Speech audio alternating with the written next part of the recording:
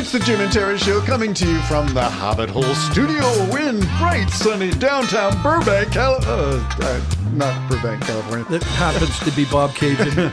And I came from a way better known place called Pefferlaw. I guess I'm deluding ourselves, Jim. I think that we're in a studio somewhere in a nice sunny California. Oh, wouldn't that be nice? Where we've got Hawaiian shirts on and sandals. Yeah. Mitzi, could you please... Could I have a coffee with some Baileys? Speaking of which, Jim kindly toasted the season with a little Mickey of Baileys. It's not even a Mickey, Terry. It's a half Mickey. That's a half of one? Yeah, it's just a little one. Well, we had it in our coffee this morning. Cost $4,000 for that little Jim. one. I don't know how you gargle. We're all fine. How do you gargle and speak at the same time? I don't know how you do it. You're very talented, not just musically. And we were talking about your brother Bob and his musical talent. Yes. Janet Sampson, the link is right below us on our main page of the Jim and Terry Show. And here's a shout out to Bob, whose music I did go back and listen to because he was very appreciative of you mentioning him the other day. Us mentioning him. Well, I went back and mentioned it on behalf of the Jim and Terry Show, and Bob was again gracious and thanking us. Bob, you deserve a lot more support than we can possibly offer you, and I think that's true. I went back and listened, and I left a comment on whatever was the first track of that that collection. And I forget the name of the collection. Oh, the first album? Yes. Only Passing By? Is that it? I don't know. Sorry, Bob. Really sorry. It was wonderfully done. And I skip around when I'm listening. We were mentioning the days of cassette recorders, 4 tracks, only which 2 you knew how to work and you couldn't Bob, bounce. the drums on that is him playing his thigh. And the strumming of the guitar and a vocal that was probably not even into a microphone, but was just done with a built-in condenser. And it's really good.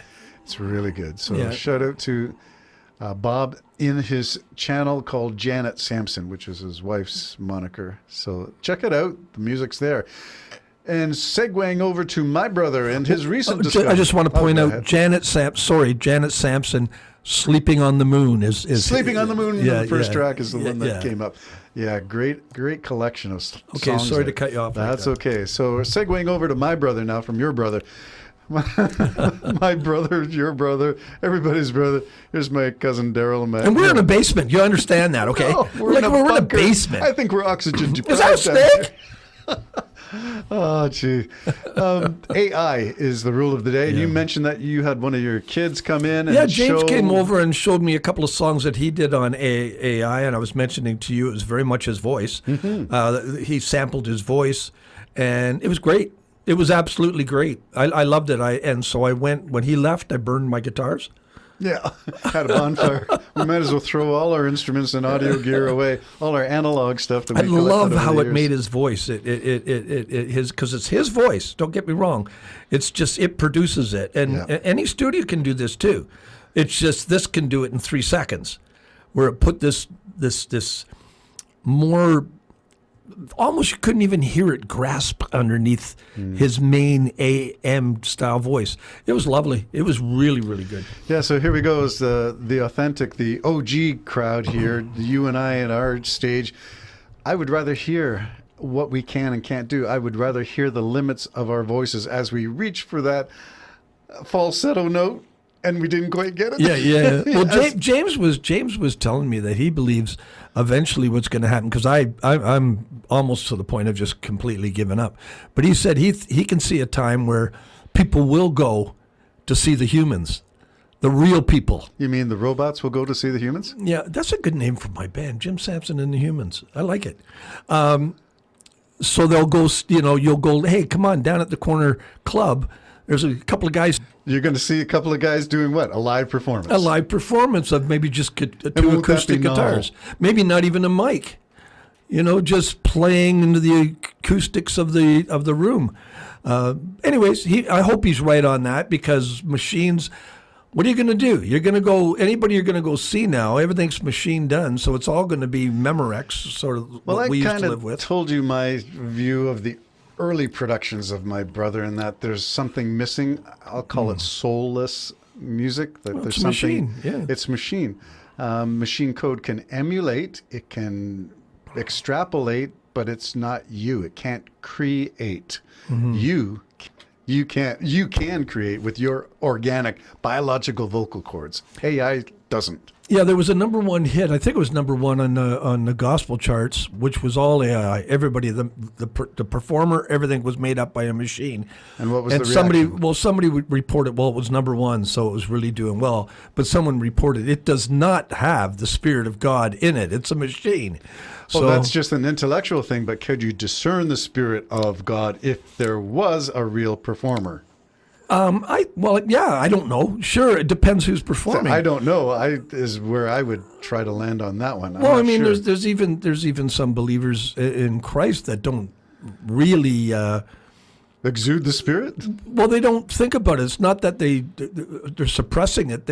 It's not a part of their understanding sometimes, and they'll look, like anybody else. They'll look at you. Can you fake the Spirit of Weirdly. God? In other Can you words, what? can you fake the Spirit of God?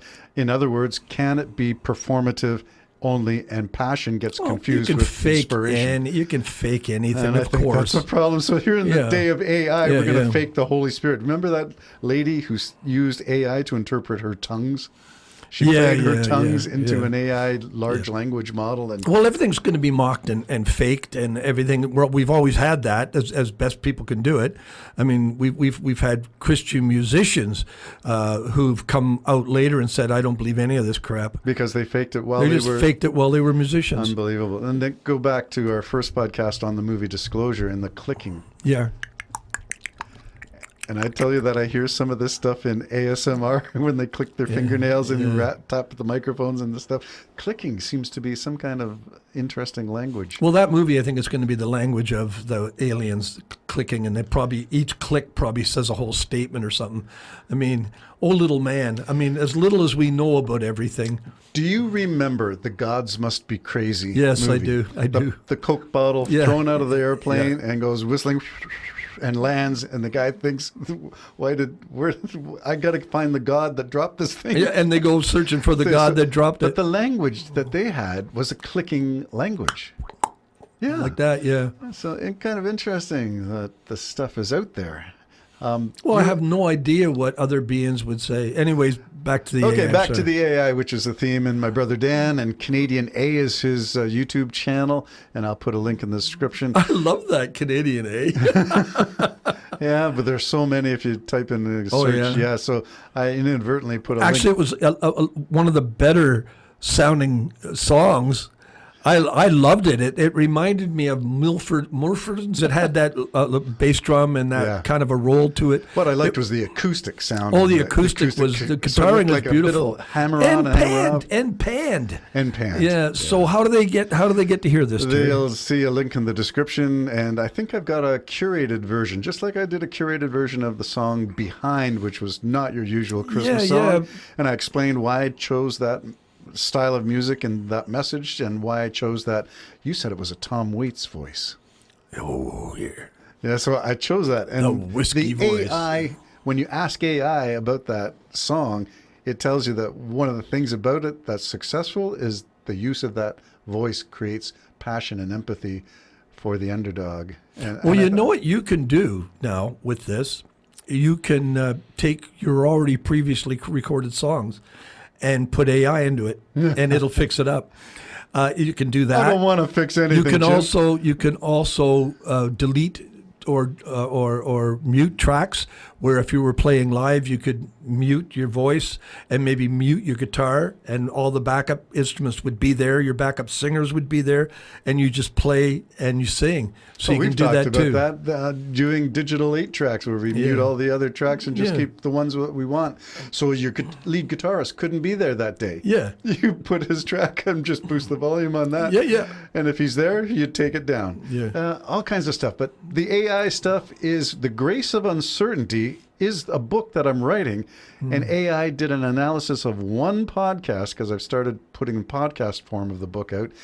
And my brother became curious about it. And so that song, The Grace of Uncertainty, is the song version of one podcast of the book that's still being written. I wonder if AI can finish writing the book for me. Well, yes, it could. It actually could. That would be interesting. So there's a challenge for you. Brother Dan, plug my book, all the podcasts and everything I've written, and see what AI will do to finish it. A challenge. Jim and Terry Show signing off. Bye-bye for now.